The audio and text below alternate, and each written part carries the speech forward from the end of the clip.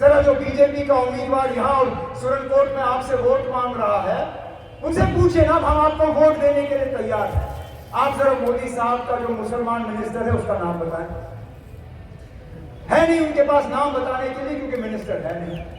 अरे जनाब, जो मरकज की हुकूमत में आपका कदर नहीं करने वाले हैं, वो यहाँ जमीनी सतह पे आपकी क्या कदर करेंगे?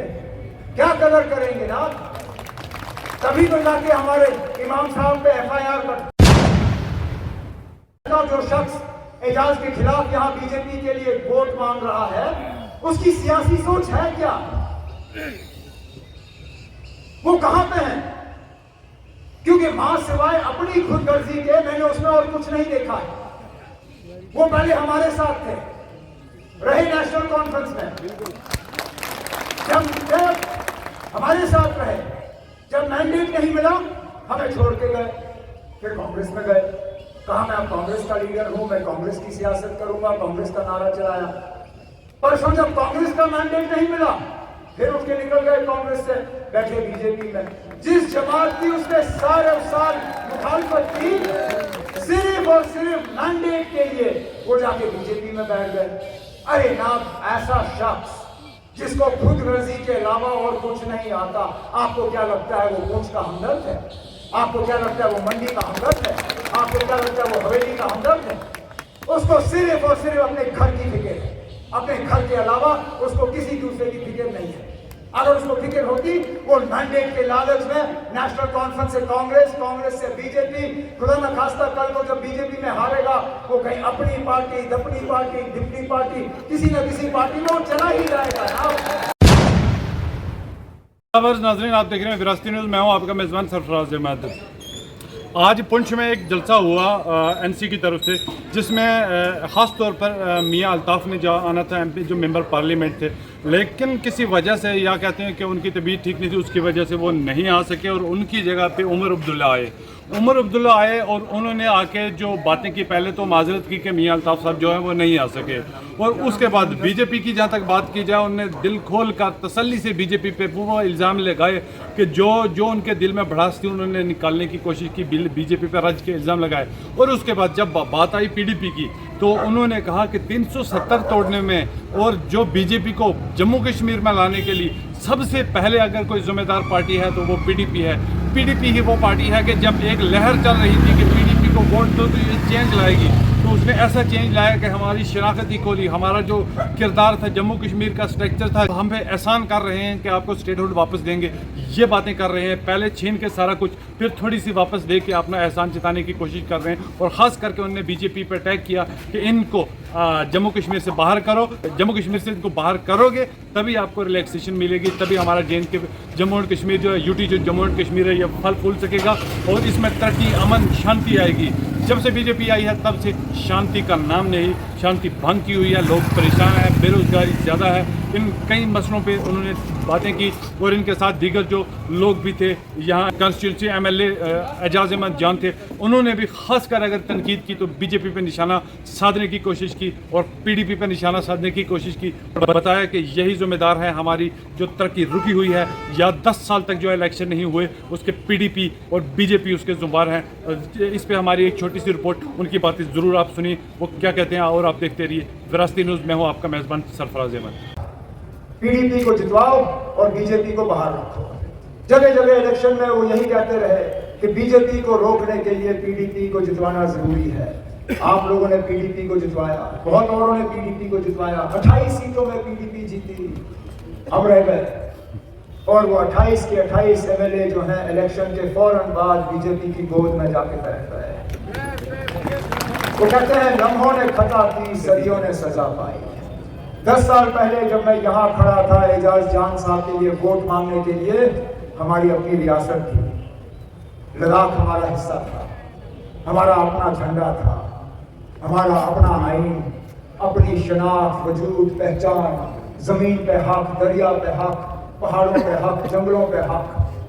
आज 10 साल के अरसे के बाद इनमें से कुछ भी हमारा नहीं रहा। न हमारी रियासत है, न लद्दाख हमारे साथ है, न हमारा झंडा है, न आइन है, न जमीन पे हक, न जंगल पे हक, न दरिया पे हक, न ये हवा पे। लेकिन इसके बरक्स वादे हमसे बहुत हुए।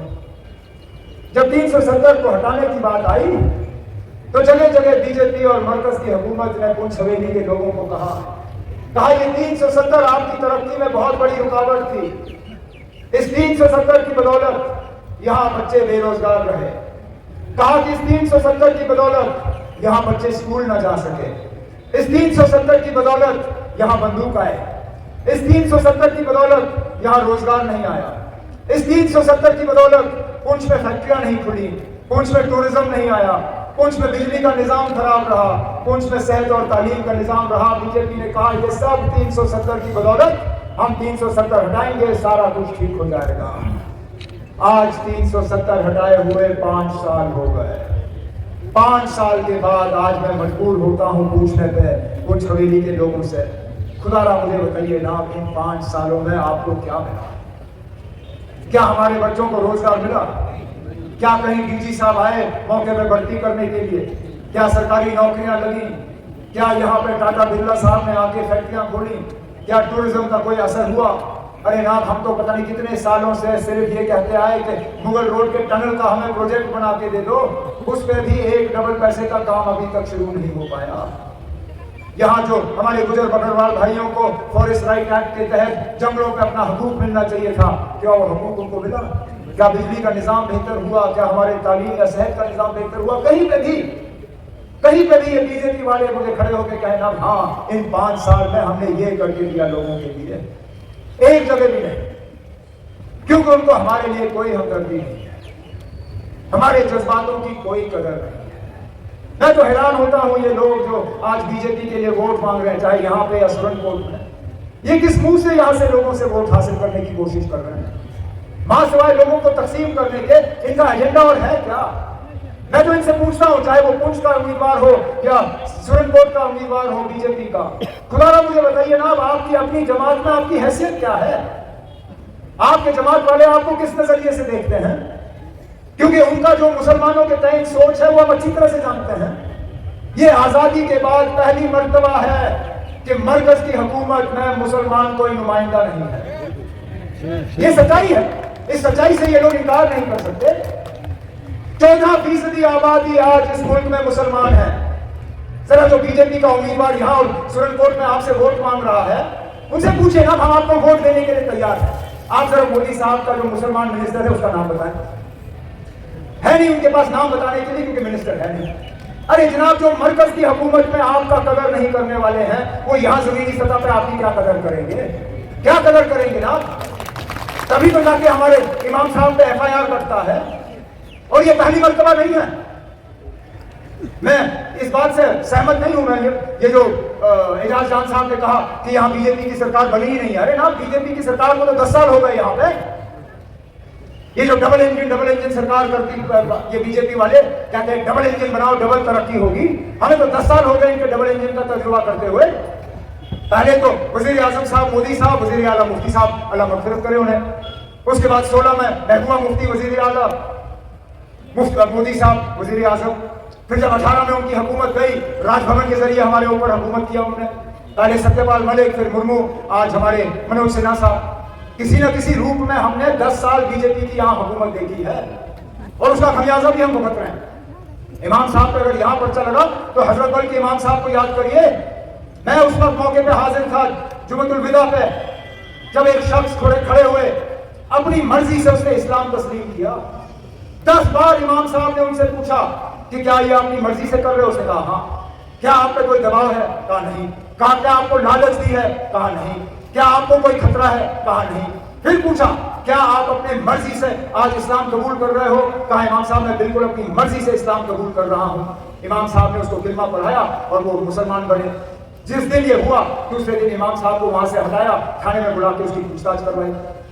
ये है ना इनका दौर, और इन लोगों के लिए आज ये लोग वोट मांगने निकले हुए हैं। अरे मैं तो कहता हूं, जो शख्स एजाज के खिलाफ यहाँ बीजेपी के लिए वोट मांग रहा है, उसकी सियासी सोच है क्या?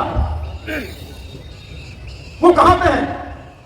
क्योंकि मां सिवाय अपनी खुदगर्जी के मैंने उसमें और कुछ नहीं देखा है। वो पहले हमारे साथ थे, रहे नेशनल कॉन्फ्रेंस में, जब हमारे साथ रहे, जब मैंडेट नहीं मिला हमें छोड़ के गए। फिर कांग्रेस में गए, कहा मैं कांग्रेस का लीडर हूं, मैं कांग्रेस की सियासत करूंगा, कांग्रेस का नारा चलाया।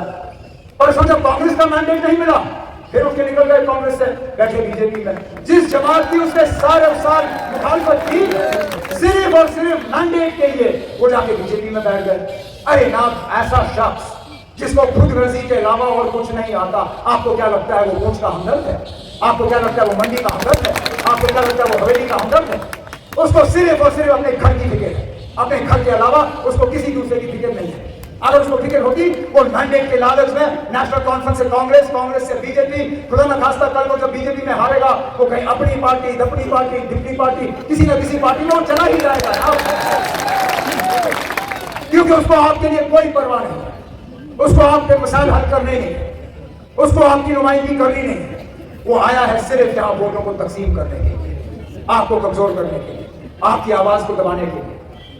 यहाँ जैसे मैंने कहा मुतालबों की कमी नहीं है, बेरोजगारी के हवाले से हम बात करते हैं, महंगाई के हवाले से बात करते हैं, बिजली के निजाम के हवाले से बात करते हैं, राशन के हवाले से बात करते हैं। हाँ, मुझे वो दौर याद है जब मेरी हुकूमत में, जब एजाज एमएलए था, राशन कार्ड के जरिए आपको मिट्टी का तेल भी मिलता था, चीनी भी मिलती थी, राशन का स्केल इतना था कि आपका गुजारा होता था उस राशन से।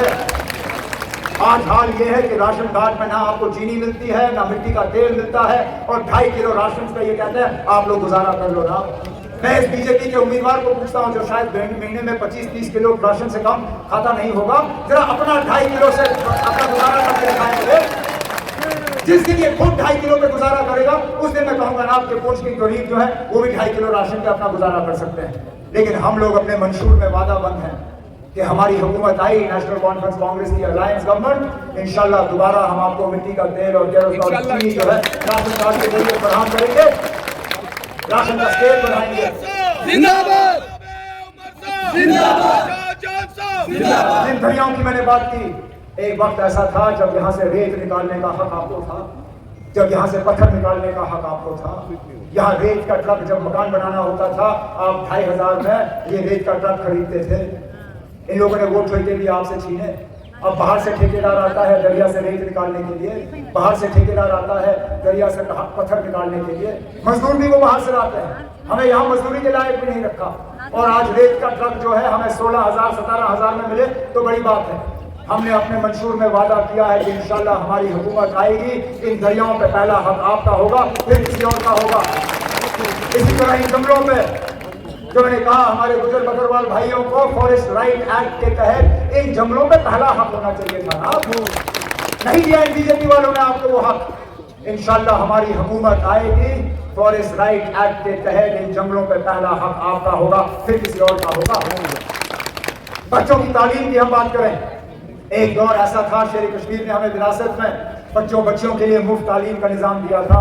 इन लोगों ने एक एक करके उस मुफ्त तालीम को खत्म किया। हम वादा बंद हैं कि हमारी हुकूमत आई तो हम फौरी तौर यहाँ के बच्चों को स्कूल के लेवल से यूनिवर्सिटी तक मुफ्त तालीम फराहम करना शुरू करेंगे, ताकि ये फिर रोजगार हासिल करने के लायक हों। हम पहले महीनों के अंदर अंदर कम से कम यहाँ 1 लाख सरकारी मुलाजिम लगाने का काम करेंगे। हम दूर दराज इलाकों में दोबारा डीजी को भेजना शुरू करेंगे, वहां कैंप लगेगा, कद बराबर छाती बराबर, डीजी साहब मौके पर दस्तखत करके आपको वहां पुलिस में दाखिल करेगा। ये हमारा वादा है आप लोगों के साथ। इसी तरह हमने मंशूर में बहुत और वादे किए हैं जो मैं चाहता हूं कि अभी और 25 तारीख के दरमियान मेरे साथी जो हैं वो बातें आप तक पहुंचाएं। मेरे जो साथी सिख कम्युनिटी से ताल्लुक रखते हैं, इनकी 2 डिमांडें हैं। एक तो ना स्कूलों में जहां इनके बच्चे पढ़ते हैं वहां पंजाबी जबान सिखाई जानी चाहिए।